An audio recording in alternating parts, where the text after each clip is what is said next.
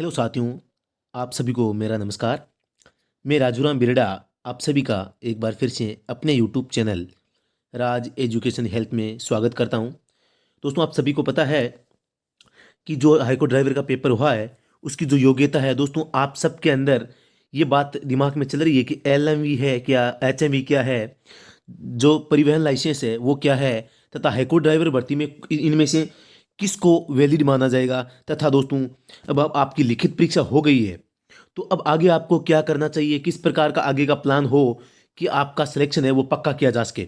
दोस्तों, इसी की रिगार्डिंग हम इस टॉपिक पर चर्चा करेंगे। दोस्तों, वैसे मैं आपको बता देता हूं कि इस वीडियो में हम काफ़ी बहुत ही लंबी बात करने वाले हैं, जिसमें हम काफ़ी सारे हमारे टॉपिक्स रहेंगे।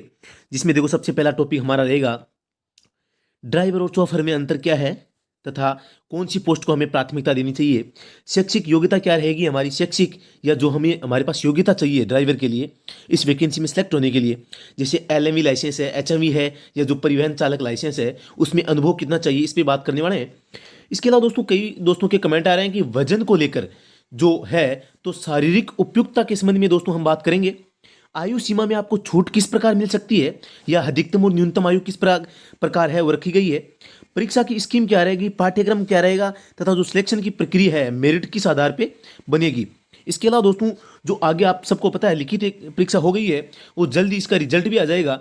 लेकिन जो जॉब टेस्ट होने वाला है, जॉब टेस्ट में आपसे क्या करवाया जाएगा तथा जो व्यक्तिगत साक्षात्कार होगा उसमें आपसे क्या पूछेंगे। तो दोस्तों, इस प्रकार या जो फाइनल मेरिट बनेगी उसका आधार क्या होगा, दोस्तों इन सब्जेक्ट पर हम यहाँ चर्चा करने वाले हैं। तो दोस्तों, मैं ज़्यादा समय बिना बिताए दोस्तों आपको बता दूं कि इसके अलावा दोस्तों जो हमारी टीम है वो काम कर रही है कि ऑब्जेक्शन वाले क्वेश्चन कौन कौन से हैं। इससे जो पहले वाला वीडियो था, आपके कमेंट देखकर मैंने ये निर्णय लिया है कि इन प्रश्नों का रिव्यू करना चाहिए। तो दोस्तों, मैं आपके सामने जो ऑब्जेक्शन वाले प्रश्न है उनकी बात कर रहा हूं। दोस्तों, सीरीज ए मैंने ली है, तो आप सब कम से कम ये सुनिश्चित कर लें कि आप ए सीरीज के अनुसार ही प्रश्नों की संख्या बताएं कि हाँ सर, इन प्रश्नों पर ऑब्जेक्शन लगाना चाहिए, इनका रिव्यू किया जाए। दोस्तों, हमारी टीम लगातार प्रश्न संख्या 1, जो विशेष प्रकार की स्टीयरिंग से संबंधित जो प्रश्न था, आपके कहने पर रिव्यू किया जा रहा है। लेकिन वैसे मैं थोड़ा सा संतुष्ट हूँ इस प्रश्न से। जो इसका ऑप्शन नंबर 4 था उपरोक्त सभी, वो करेक्ट हो सकता है, लेकिन फिर भी रिव्यू किया जा रहा है। दोस्तों, प्रश्न संख्या 14 है, बिल्कुल ऑब्जेक्शन लगाया जा सकता है, जिसमें लिख पूछा गया है बाएं आकार का मार्ग। लेकिन दोस्तों, ऑप्शन में वाई इंटरसेक्शन को दोस्तों इसमें सही माना गया है और एकदम ऑब्जेक्शन के लायक है। और प्रश्न संख्या 19 है, जिसमें आम रास्ता नहीं है, लेकिन दोस्तों इसमें सही होना चाहिए था आगे रास्ता नहीं है। तो दोस्तों, आम और आगे, तो हम दोस्तों इस प्रश्न पे भी ऑब्जेक्शन लगा सकते हैं, बिल्कुल ऑब्जेक्शन के लायक है। प्रश्न संख्या 30 है, अग्रिम दिशा निर्देश। दोस्तों, इस पे अभी थोड़ा सा कंफ्यूज है, हम इसका रिव्यू लगातार कर रहे हैं। परिवहन कार्यालय से हमने इसकी बुकलेट मंगवा ली है, जो यातायात संकेत होते हैं। तो दोस्तों, प्रश्न संख्या जो 43 है, इस पे हम सूचनात्मक चिन्ह की सही कथन, इसके बारे में पूछा गया था कि निम्न में से सूचनात्मक चिन्हों के बारे में सही है। तो दोस्तों, इसमें ऑप्शन नंबर 1 था, जिसमें यह लिखा था कि यह चिन्ह निर्देश स्वरूप नहीं होते। तो बिल्कुल दोस्तों, बिल्कुल सही बात है। जो सूचनात्मक चिन्ह होते हैं, आप सबको पता है, सूचनात्मक चिन्ह हमारे लिए केवल सूचना के लिए होते हैं, न कि निर्देश के लिए। तो इस प्रकार ये कथन बिल्कुल सही बैठता है, लेकिन हाईकोर्ट ने इस कथन को गलत माना है। इस प्रकार दोस्तों, प्रश्न संख्या 43 है, इस पे भी ऑब्जेक्शन लगाया जा सकता है। फिर भी हम इसका लगातार रिव्यू कर रहे हैं। जय या आरटीओ है, आरटीओ अधिकारी हमारे सामने, हमारे पास में एक, उनसे भी हम संपर्क करेंगे। जो बुकलेट है परिवहन कार्यालय में, उसको भी देखेंगे। प्रश्न संख्या 83 है दोस्तों मैं सारे प्रश्न क्वेश्चन सीरीज 1 की बात कर रहा हूं। तो दोस्तों, इन पे हम काम कर रहे हैं। दोस्तों, 83 है, आक्षेप न होने का प्रमाण, मतलब एनओसी की बात हो रही है। तो दोस्तों, इसमें प्रश्न संख्या 1 ऑप्शन 1 था कि खरीदने और बेचने पर जो एनओसी चाहिए, लेकिन दोस्तों उसमें यह नहीं लिखा था कि एलएमवी की बात हो रही है या एचएमवी की बात हो रही है।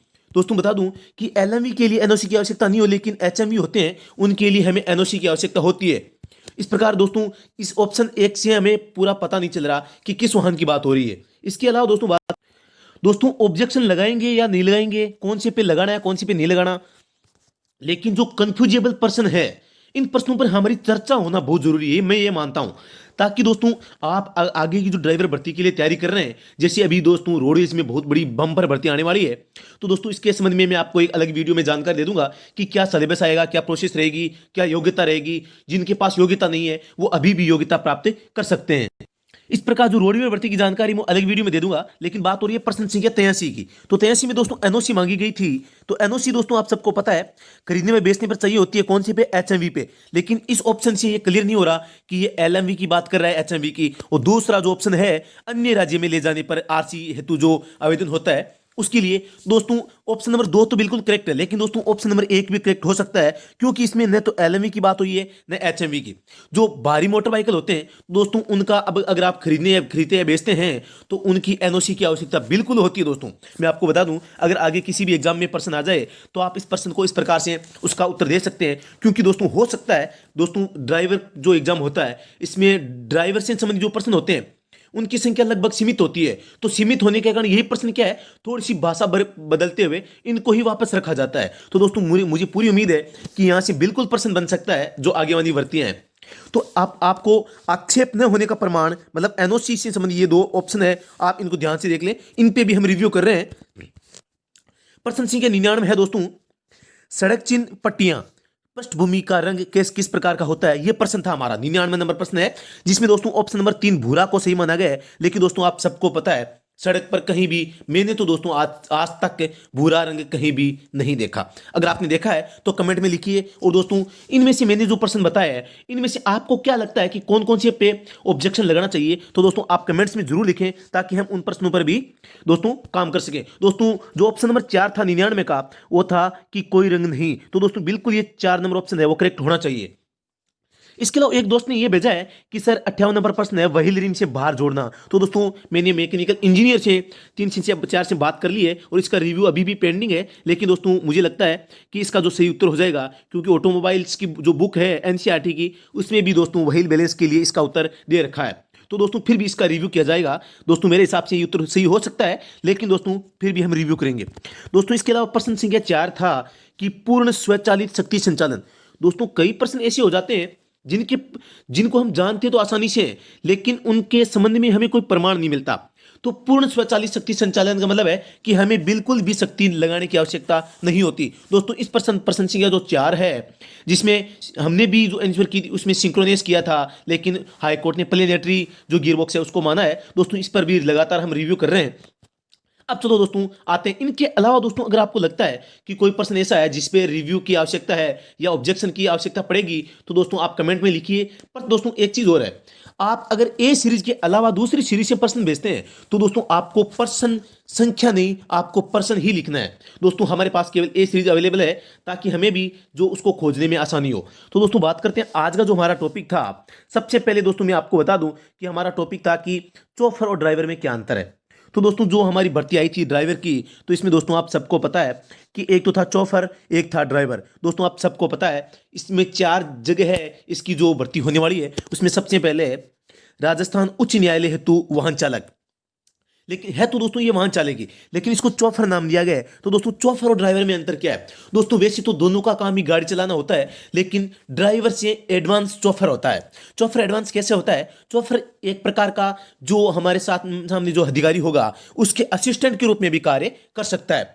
असिस्टेंट यानी सहायक, और वो सहायक है तकनीकी जानकारी से संबंधित हो सकता है, सलाह मशवरा से संबंधित हो सकता है, या अन्य प्रकार के जितने भी काम होते हैं, मतलब एक असिस्टेंट के रूप में वो काम कर सकता है। वो चाहे किसी भी प्रकार का काम क्यों ना, A to Z इसमें काम शामिल है। दोस्तों ड्राइवर हो गया जो केवल गाड़ी को ले जाने या चलाने का काम करता है, या जो व्हीकल से संबंधित अपना रिश्ता रखता है, वही होता है ड्राइवर।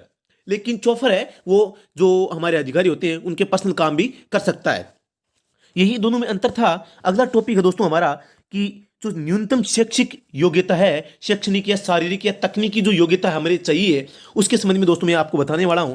दोस्तों मैं आप सभी से एक तो क्षमा चाहता हूं कि मैंने आपको पहले नहीं बताया था कि आपको लाइसेंस कौन सा चाहिए। दोस्तों इसका रीजन ये था कि अगर आपको मैं ये कह देता कि आप लाइट मोटर व्हीकल वालों को इसमें शामिल नहीं किया जाएगा, क्योंकि दोस्तों आपने फॉर्म भर दिया था, आप तैयारी कर रहे थे और एग्जाम के लगभग 30-35 दिन पहले ही ये क्वेश्चन है वो हाईलाइट हुआ था, क्योंकि पहले मैं इस यूट्यूब चैनल पे किसी भी प्रकार की कोई भी क्लास नहीं ले रहा था। दोस्तों अगर मैं क्लास नहीं ले रहा था, इसका मतलब ये था कि आप लगातार पढ़ रहे हैं, और पढ़ने का मतलब था कि अगर मैं ये कह देता कि आपको शामिल नहीं करेंगे तो दोस्तों आप तैयारी वहीं बंद कर देते, और दोस्तों आपके अंदर जो जिज्ञासा थी ड्राइवर बनने की वो खत्म हो जाती। दोस्तों मैंने सोचा कि जो मैं पढ़ा रहा हूँ कम से कम ये जो ज्ञान है वो आपको मिल सके, और इस ज्ञान को अगर आप प्राप्त कर लेंगे और आप बाद में एग्जाम देंगे तो आपके अंदर कंपटीशन की भावना पैदा होगी कि हाँ, जो प्रतियोगिता परीक्षा है उसको मैं पास कर सकता हूँ और मैं भी कुछ कर सकता हूं, मैं भी सरकारी नौकरी लग सकता हूं। तो दोस्तों ये जो जिज्ञासा है, इसी जिज्ञासा को बढ़ाने के लिए मैंने आपको पहले ये नहीं बताया कि लाइट मोटर व्हीकल इसमें शामिल नहीं होगा। लेकिन दोस्तों जो हाई कोर्ट की जो विज्ञापन है उसमें स्पष्ट रूप से ये लिखा हुआ है दोस्तों, जो जिनके पास केवल एलएमवी लाइसेंस है दोस्तों उनको बता दूं, आपको डरने की आवश्यकता नहीं है, बहुत सारी वैकेंसीज आएगी और आगे भी आती रहेगी। लेकिन दोस्तों इसमें जो बंदे ये है कि एलएमवी जिनके पास है, केवल हैवी नहीं है और उनके अच्छे नंबर बन रहे हैं, केवल उनके ही साथ धोखा हुआ है कि उनके अच्छे नंबर बन रहे हैं और उनके पास में योग्यता नहीं है। लेकिन दोस्तों अधिकतर दोस्त हैं जो मुझे ये भी कह रहे हैं कि हमारे पास लाइसेंस भी नहीं था, जिनको मैं पर्सनली जानता भी हूं, और उनके दोस्तों नंबर भी अच्छे नहीं है, 60 या 60 से कम नंबर है वो बन रहे हैं। तो दोस्तों अगर आपके पास में हैवी लाइसेंस भी होता तो आप मतलब इसमें पात्र नहीं होते दोस्तों, आप ऑलरेडी फेल हो चुके होते, क्योंकि दोस्तों इतनी कम मेरिट रहने वाली की संभावना मुझे नहीं लगता कि रहेगी। जिनके नंबर 60 से कम है दोस्तों, आपके पास लाइट हो या हैवी हो उसका क्या मतलब है। तो दोस्तों मैं आपसे आपको सलाह दूंगा कि आप अपनी तैयारी को कंटिन्यू कीजिए और अपना हैवी लाइसेंस है वो जरूर बना लीजिए, क्योंकि आगे भी वैकेंसी आती रहेगी, ताकि आप आगे वैकेंसी आने वाली है उसमें अच्छा परफॉर्मेंस कर सकें और अपना सिलेक्शन है वो पक्का कर सकें। दोस्तों ड्राइवर एक ऐसी वैकेंसी है जिसमें आपको ज़्यादा तैयारी की आवश्यकता नहीं होती। आप अगर इसकी 2 महीने तक अच्छी तैयारी कर लेते हैं और दोस्तों अनुभव हासिल कर लेते हैं तो दोस्तों आपको किसी भी प्रकार की डरने की आवश्यकता नहीं, आपका सिलेक्शन पक्का माना जाएगा। दोस्तों अब बात कर लेते हैं कि हाईकोर्ट ने क्या इसकी योग्यता रखी है। तो सबसे ऊपर लिख रखा है कि न्यूनतम शैक्षणिक, शारीरिक और तकनीकी योग्यता क्या है। दोस्तों सबसे पहले बताऊं कि अभ्यर्थी माध्यमिक शिक्षा बोर्ड राजस्थान या सरकार द्वारा मान्यता प्राप्त किसी अन्य बोर्ड से सीनियर सेकेंडरी उत्तीर्ण किया हुआ होना चाहिए। सीनियर सेकेंडरी मतलब 12वीं कक्षा आप पास होने चाहिए।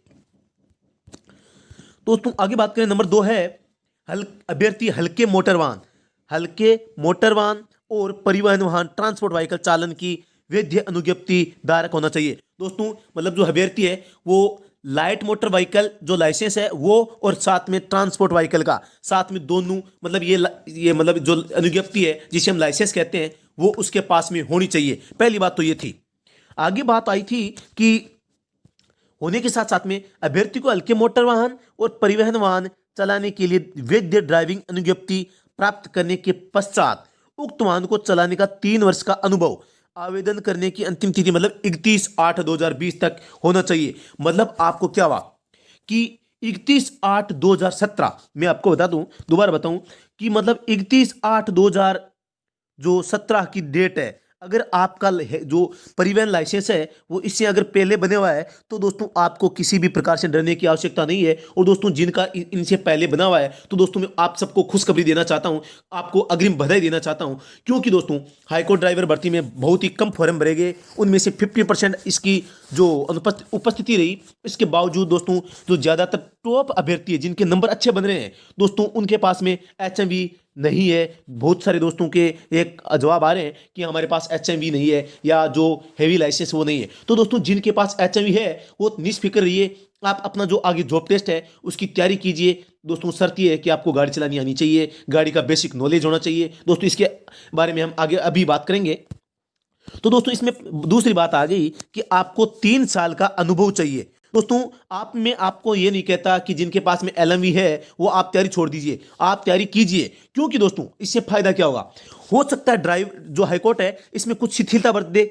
अगर शिथिलता नहीं भी बरतता है तो आपको बुला तो सकेगा, बुलाए तो सही दोस्तों, अगर बुला लेता है तो आपको पता तो चल जाएगा कि किस प्रकार हम पात्र हैं या नहीं है। हम अगर पास होते हैं तो केवल पास तो हो गए, अगर हमें सिलेक्शन नहीं, नियुक्ति नहीं दी जाती है तो केवल लाइसेंस की वजह से, और तो हम पात्र हैं। या अगर आप पास नहीं होते हैं तो आपको पता चल जाएगा कि आप में कमी कहाँ रही, आपने गलती कौन सी की, ताकि आप आगे जो भर्ती आएगी उसमें आप उस गलती से बच सकें, ताकि आपकी जो आगे वैकेंसी आएगी उसमें बहुत ही ज़्यादा फायदा आपको इसमें मिलने वाला है।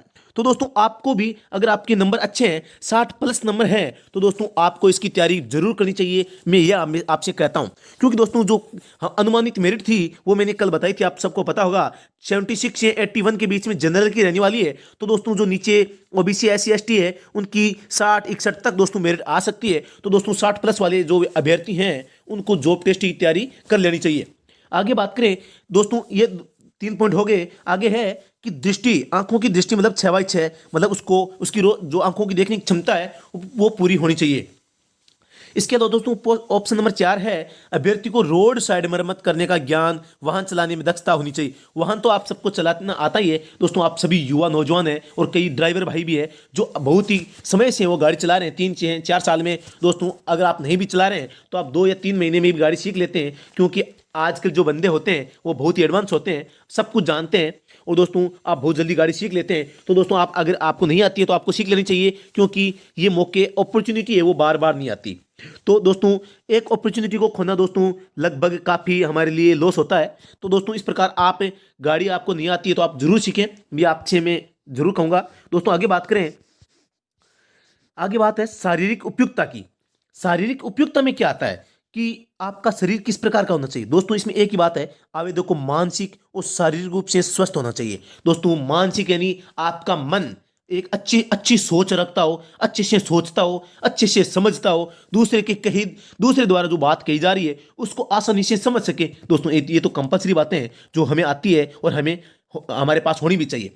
शारीरिक उपयुक्तता मतलब आपका जो शरीर है वो एकदम संतुलित हो, मतलब कहने का मतलब है कि आप एक मतलब योग्य उम्मीदवार हो। आगे बात करें तो शारीरिक उपयुक्तता की बात होगी, इसमें दोस्तों किसी भी प्रकार के वजन की बात नहीं की गई है। जो दोस्त कह रहे हैं कि 65 केजी से वजन ज्यादा होगा उसको निकाल देंगे, दोस्तों मेरी उम्र 25 साल है, मैं आपको बता दूं कि मेरी उम्र 25 साल है और मेरा वजन भी दोस्तों 65 केजी है। दोस्तों इसके अलावा मैं बात बताऊं, मेरा वजन कोई नहीं कहता कि आपका ज्यादा है, दोस्तों जो मिलता है वही कहता है कि आपका वजन तो कम है।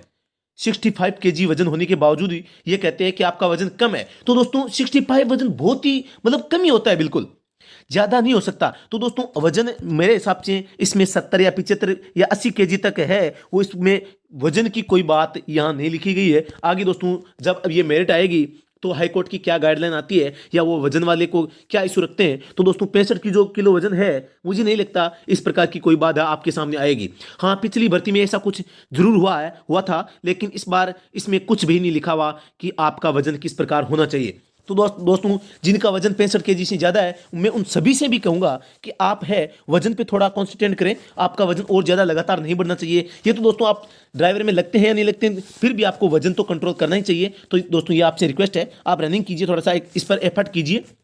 दोस्तों फिर भी अगर कोई गाइडलाइन आती है वजन से संबंधित तो मैं आपको सूचित जरूर करूँगा, लेकिन अभी तक वजन को लेकर कोई इश्यू हमारे सामने नहीं है। आगे बात करें, आगे हमारा टॉपिक है आयु सीमा। आयु सीमा सबको पता है कि इसमें 18 साल से लेकर जो 40 वर्ष की उम्र रखी गई है वो इसकी गणना कब से की जाएगी, 1 जनवरी 2021 से। तो दोस्तों ये तो एकदम सिंपल बात थी। अब बात करें जो छूट मिलने वाली आयु में वो किस किस को मिलने वाली है। जो छूट मिलेगी वो सबसे पहले 5 वर्ष की छूट किसको मिलने वाली है, SC ST OBC या MBC के जो छात्र हैं उन सबको 5 वर्ष की छूट मिलने वाली है। मतलब आपकी उम्र 45 साल हो गई है तो भी आप इसके लिए योग्य होंगे।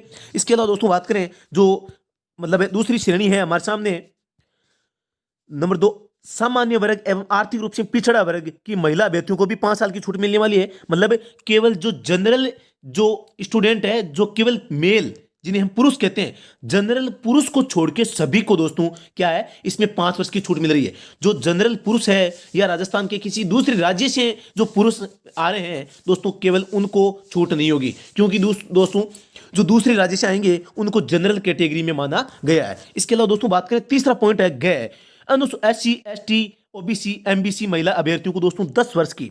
दोस्तों कोई महिला अगर 45 साल की महिला तो कोई सी हो सकती है, वो जनरल की हो या किसी और कैटेगरी से। और दोस्तों जनरल के अलावा जो भी महिलाएं होंगी उनको अधिकतम उम्र 50 साल रखी गई है। दोस्तों बहुत ही अच्छी बात है, मतलब 50 साल तक की उम्र तक भी आप नौकरी लग सकते हैं। दोस्तों विधवा और विच्छिन्न विवाह मतलब जो तलाकशुदा होती है के मामले में कोई ऊपरी सीमा है ही नहीं। दोस्तों बहुत ही अच्छी अपॉर्चुनिटी है। जो विधवा और विच्छिन्न विवाह महिलाएं होती है, तलाकशुदा महिलाएं हैं, उनके लिए इस ड्राइवर भर्ती में बहुत ही अच्छा मौका है, वो आपके सामने आया है। दोस्तों आगे बात करें, जो रिजर्विस्ट और रिजर्व में स्थानांतरित रक्षा सेवा कार्मिक हैं उनके लिए भी आयु सीमा 50 वर्ष की रखी गई है। दोस्तों इस पे ज्यादा टाइम न लेते हुए बात करते हैं परीक्षा की स्कीम और जो पाठ्यक्रम है उसके संबंध में, कि परीक्षा की स्कीम क्या थी और इसमें जो पाठ्यक्रम था वो क्या था। जो लिखित परीक्षा आप सब देख चुके हैं, आप सबको पता है, आपने दे दी है। दोस्तों इसका एकमात्र उद्देश्य था, यदि विज्ञप्ति रिक्तियों के संबंध में कुल रिक्तियों के 10 गुना से अधिक आवेदन प्राप्त होते हैं तो ही इसकी परीक्षा को लिया जाएगा। दोस्तों आप सबको पता है 72 पोस्ट थी और 72 पोस्टों के 10 गुना दोस्तों 720 होते हैं, और आपकी संख्या 720 से ज़्यादा थी, इसलिए परीक्षा तो बनती थी। दोस्तों आगे बात करें, आगे लिखा है कि तो अभ्यर्थी की छंटनी हेतु वस्तुपरक किस्म की, वस्तुपरक यानी ऑब्जेक्टिव क्वेश्चन लिखित परीक्षा आयोजित की जाएगी। वस्तुपरक जो किस्म की लिखित परीक्षा है सिर्फ छंटनी के लिए आयोजित की जाएगी। दोस्तों ये बहुत इंपॉर्टेंट है, जो ये परीक्षा है आपको केवल 10 गुना, आपकी केवल 10 गुना छंटनी करने के लिए ही ये परीक्षा आपका माध्यम बनेगी। इसके अलावा जो फाइनल मेरिट होगी इसमें इनको नहीं गिना जाएगा। आगे लिखा है कि उक्त परीक्षा के प्राप्तांकों को अंतिम वरीयता सूची मेरिट लिस्ट में बनाते समय सम्मिलित नहीं किया जाएगा। मतलब आपके इसमें 100 में से 99 बन रहे हैं और दोस्तों मेरिट अगर 69 या 70 रहती है तो दोस्तों 70 वाला और 99 वाला एक समान ही रहेगा। ये केवल 720 दोस्तों 720 अभ्यर्थियों की छंटनी के लिए ही परीक्षा थी। ये नंबर आगे की जो मेरिट होगी उसमें कोई मायने नहीं रखती। आगे बात करें, जो इसमें लिख रखा है 100% आएंगे, 2 घंटे का समय हो गया, आप सबने दे दिया है। इसमें जो सिलेबस था आप सबको पता है कि कहाँ कहाँ से कितने परसेंट देते। दोस्तों आपने ये एग्जाम दे दिया, आपका एग्जाम अच्छा हुआ होगा, मैं ये आपसे आशा रखता हूँ। दोस्तों अब जो आगे कार्य है जॉब टेस्ट का, तो जॉब टेस्ट में क्या होगा इसके बारे में बताता हूं मैं आपको। जॉब टेस्ट 90 अंक का होगा। सबसे पहली बात, कुल 100 अंकों की यह प्रक्रिया रहेगी। अब जो लिखित परीक्षा में जो पास होंगे बंदे, 10 गुना जो पास किया जाएगा, इसमें जो जॉब टेस्ट है वो 100 अंकों का होगा। 100 में से दोस्तों 90 अंकों का जॉब टेस्ट में, जॉब टेस्ट की बात हो रही है, और 10 नंबर के साक्षात्कार के अंक होंगे। दोस्तों जो जॉब टेस्ट है, जॉब टेस्ट को भी 2 भागों में बांटा गया है। पहला है ड्राइविंग टेस्ट से संबंधित 17 अंक होंगे, और नंबर 2 है रोड साइड मरम्मत परीक्षा 20 अंकों की होगी। दोस्तों यह परीक्षा आपसे रिटर्न में या मौखिक पूछी जा सकती है। जो रोड साइड मरम्मत परीक्षा से संबंधित है, आपसे काम करवाया जा सकता है, आपसे टायर खुलवाया जा सकता है, आपसे बैटरी के जो प्लग है उनको खुलवाया या जुड़वाया जा सकता है, रेडिएटर कूलेंट है इनके माध्यम से, इंजन का ऑयल है उसके रिसाव के संबंध में, या जो ब्रेक सिस्टम फेल होने के संबंध में, क्लच में कोई दिक्कत आने के संबंध में, या कोई अन्य कोई वायर है, या जो इंजन की जो शाफ्ट होती है उनमें किसी भी प्रकार की कोई दोष आने से संबंधित दोस्तों इसके संबंध में हम एक स्पेशल क्लास लगाएंगे कि उसमें क्या क्या पूछा जा सकता है। दोस्तों वहाँ सारी जानकारी है वो हम लेंगे, क्योंकि यहाँ दोस्तों अगर जानकारी लेंगे तो बहुत ज़्यादा लंबा वीडियो बन जाएगा। ये वीडियो केवल आपको नोटिफिकेशन से संबंधित या अन्य विषयों पर जो बात है वो करने के लिए किया गया है। अब बात करें दोस्तों जो व्यक्तिगत साक्षात्कार होगा, तो दोस्तों आपकी नंबर 1 तो हो गया, जो ड्राइविंग टेस्ट होगा 17 अंकों का, वो आपसे ड्राइविंग करवाई जाएगी। इसमें आपको दोस्तों एल में सीधी और बैक साइड में गाड़ी चलवाई जा सकती है, एच में हो सकती है, जी में चलवाई जा सकती है। क्योंकि दोस्तों जी में क्या होगा, जी में आपको दोस्तों गाड़ी है वो इस प्रकार चलवाई जा सकती है। तो दोस्तों आपको बैक साइड में और आगे से दोनों दिशाओं से आपको वाहन चलाने में प्रत्येक मोड़ है उसका ध्यान रखना होता है। दोस्तों इसमें पर्याप्त स्पेस तो दिया जाता है, लेकिन जिनके पास में गाड़ी चलाने का अनुभव नहीं होता वो इसमें समस्याग्रस्त हो जाते हैं और इसमें फेल हो जाते हैं। तो दोस्तों आपको इनकी प्रैक्टिस लगातार करनी चाहिए। जो एक होता है एच होता है, तो एच में भी आपको गाड़ी यहाँ से एंटर करनी है, यहाँ से यहाँ गए, वापस आए, बैक, यहाँ से बैक आती हुई यहाँ गई है गाड़ी, और यहाँ से सीधी जाती हुई यहाँ आती है, और यहाँ से वापस बैक आई और वेग आते आते यहाँ आई, यहाँ से वापस यहाँ लेकर इसको वापस बैक करना होता है। तो दोस्तों ये एच भी हो सकता है। तो दोस्तों आप अगर गाड़ी आपके पास में है तो आप घर के भी इस एच टाइप से कोई जो मार्ग है वो बना के यहाँ लगातार प्रैक्टिस कर सकते हैं। दोस्तों इसके संबंध में मैं अलग से वीडियो बनाऊंगा कि आपको किस प्रकार है इसका ध्यान करना है। दोस्तों मैं इसका इंतजार कर रहा हूँ कि जैसे ही हाईकोर्ट है वो मेरिट लिस्ट जारी करे जो 720 दोस्तों की है उसके संबंध में क्या गाइडलाइन है वो प्रदान करती है। तो दोस्तों इसका इंतजार हमें करना चाहिए, क्योंकि दोस्तों आप हो सकता है कि एसएसबी ड्राइवर है या आईटीबीपी है दोस्तों उसकी तैयारी कर रहे हैं, लेकिन हाईकोर्ट ड्राइवर और एसएसबी या आईटीबीपी है दोस्तों इनका जो पैटर्न है बहुत ही अलग है। तो हम इन दोनों को ये नहीं मान सकते कि ये सब सेम होंगे, सभी में हमें एक समान तैयारी करनी चाहिए। तो दोस्तों मुझे नहीं लगता कि जो इनका जो पैटर्न है उस पैटर्न पे हम तैयारी करें दोस्तों, इसलिए हमें इंतजार करना चाहिए। दोस्तों आगे बात करें तो एक ये तो हो गया ड्राइविंग टेस्ट।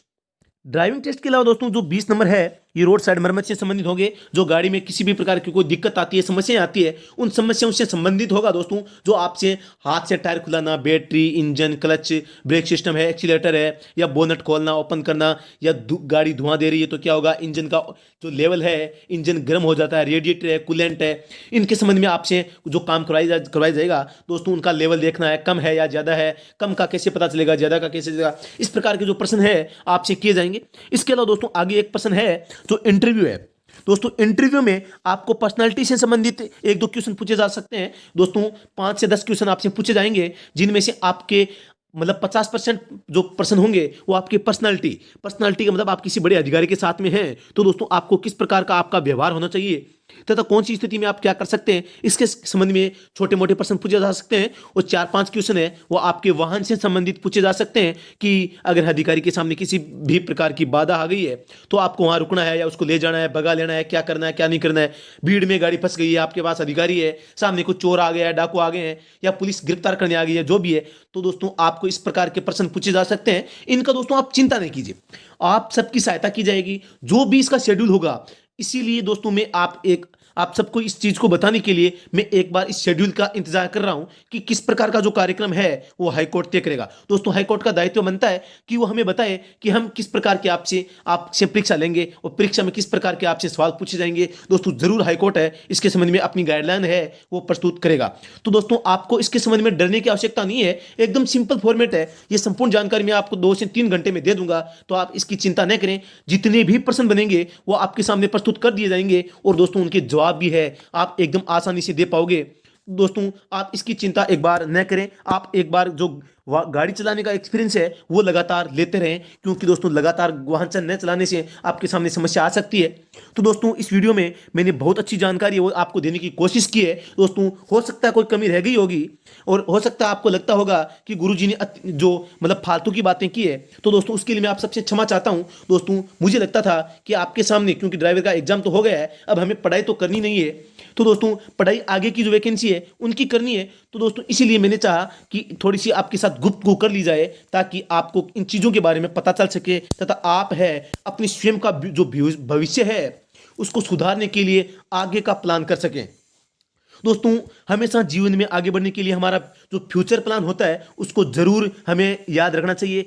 सोते और बैठते जो भी हमारी दिनचर्या होती है उसमें हमारा फ्यूचर है उसका प्लान तो बिल्कुल होना चाहिए, क्योंकि दोस्तों अभी हम युवा अवस्था में जैसे जैसे हमारी उम्र बढ़ेगी, हमारी जिम्मेदारियां बढ़ेगी, जिम्मेदारी बढ़ेगी तो हमारे ऊपर कार्यभार है वो ज़्यादा आता रहेगा। तो इस प्रकार दोस्तों फ्यूचर प्लान तो सबको करना चाहिए और आप जरूर कर रहे होंगे, ये मुझे आशा है। आप सबको टेंशन होती है, मुझे भी होती है कि मेरा फ्यूचर प्लान क्या होना चाहिए, मुझे आगे किस प्रकार से मतलब अपनी जो प्रोग्रेस है उसको करना चाहिए। दोस्तों प्रोग्रेस हर बंदे को करनी चाहिए और प्रोग्रेस जो नहीं करेगा दोस्तों वो मैं आपको बता दूं क्या हो सकता है, नहीं बताऊंगा दोस्तों, सॉरी दोस्तों। आपको प्रोग्रेस करनी चाहिए, आपको संघर्ष करना चाहिए, संघर्ष ही जीवन है, संघर्ष ही सब कुछ है। दोस्तों अभी के लिए इतना ही, फिर से मिलता है नेक्स्ट वीडियो में। दोस्तों मैंने आपको बता दिया है कि जो ऑब्जेक्शन के पर्सन थे जिन पे हम काम कर रहे हैं उनको मैंने वीडियो के शुरू में बता दिया है दोस्तों। इसके अलावा दोस्तों मैं आपको वापस बता दूं कि जो ऑब्जेक्शन के क्वेश्चन है जिन पे हम काम कर रहे हैं वो आपके सामने मैंने रख दिए हैं, जो अभी आपने देख लिए होंगे कि जो क्वेश्चन सीरीज ए है, एक क्वेश्चन सीरीज में प्रश्न संख्या जो चौथा है उसको देख लिया है, वायलिन से बाहर जोड़ने वाला प्रश्न 58 देख लिया है,